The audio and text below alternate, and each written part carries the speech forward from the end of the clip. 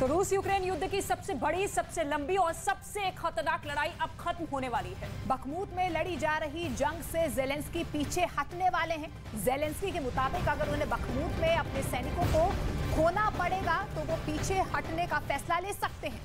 जबकि बखमूत के बाहरी इलाकों में अब भी यूक्रेन की फौज डटी हुई है और जवाबी हमलों को अंजाम दे रही है।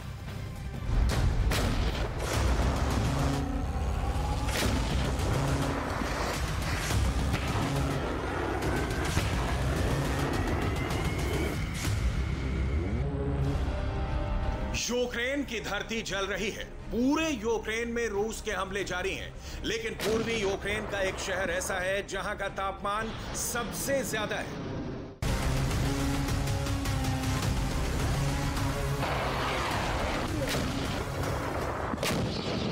एक छोटे से शहर को जीतने के लिए थर्मोवेरिक रॉकेटों का इस्तेमाल हो रहा है। फॉस्फोरस बमों से लेकर क्लस्टर बमों के इस्तेमाल का दावा किया जा रहा है। रूस की सेना के साथ ही पुतिन की प्राइवेट आर्मी ने ऐलान कर दिया है कि वो बखमूत जीत गए हैं, लेकिन ज़ेलेंस्की की सेना ने बखमूत के बाहर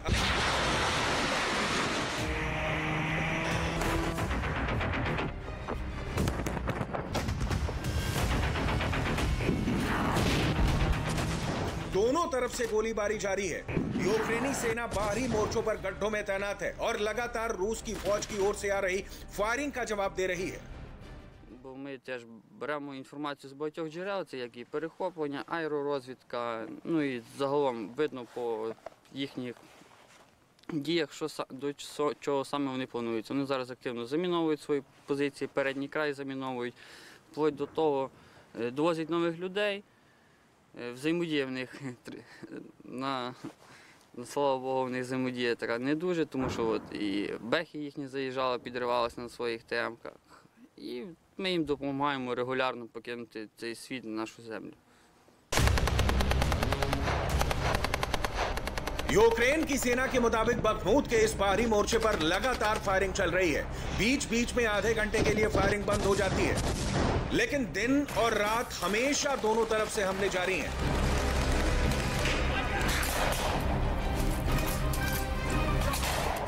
ज़ेलेंस्की की सेना में उत्साह है, लेकिन उनके पास गोला बारूद की कमी है। यही वजह है कि बखमूत से यूक्रेन के जवानों को खदेड़ दिया गया और अब वो बखमूत के बाहर मोर्चा संभाले हुए हैं। Побачили ми дрона в небі. Антидроновою пушкою ми його знешкодили, як можна сказати, знижили. І другі, виходить, прицільно.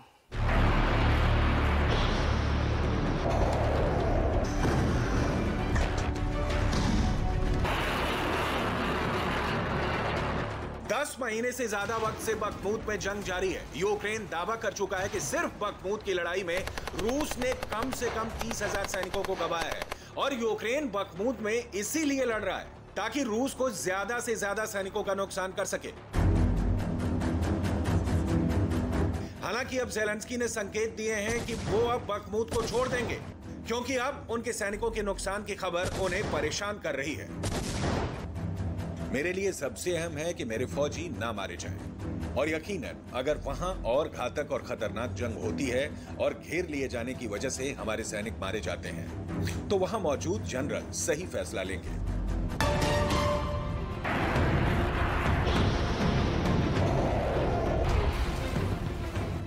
कहने का मतलब एक तरह से कीव ने मान लिया है कि वो बखमूत में हार चुके हैं और ज़ेलेंस्की के हाथ से उनका एक और शहर निकल चुका है। ज़ेलेंस्की के इस बयान से भी जाहिर होता है कि बखमूत के अलावा यूक्रेन के बाकी हिस्सों में भी रूस भारी पड़ रहा है और यूक्रेन को गोला बारूद की भारी किल्लत हो रही है, जिसकी वजह से वो जंग में लगातार पीछे धकेले जा रहे हैं।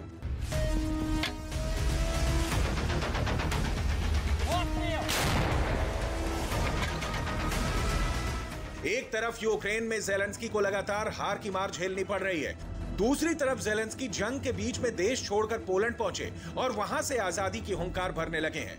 पोलैंड को अपना भाई बताने लगे हैं, अपने ही जैसे जख्मों का साथी करार देने लगे हैं। हालांकि यूक्रेन को नए टैंकों की खेप के साथ ही एयरक्राफ्ट की खेप भी मिल चुकी है और माना जा रहा है कि इसी महीने अमेरिका से भी एब्रम्स टैंक कीव पहुंच जाएंगे। लेकिन मौजूदा वक्त में रूस को जवाब देने के लिए यूक्रेन को हर दिन लाखों की संख्या में तोप के गोले, रॉकेट और मिसाइलों की जरूरत है।